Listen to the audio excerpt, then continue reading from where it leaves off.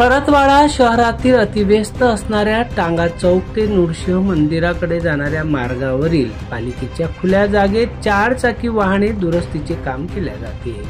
त्यामुळे जड व इतर वाहनांची सतत वर्दळ असते। याच मार्गावर देशी दारू विक्रीचे दुकान असल्याने अनेकांची गर्दी असते।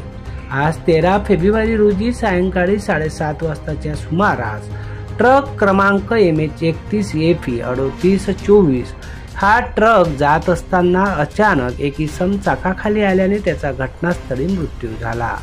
मृत इसमाची ओळख अद्यापही पटली नसली तरी घटनास्थळी परतवाडा पोलिसांचे पथक दाखल झाले होते।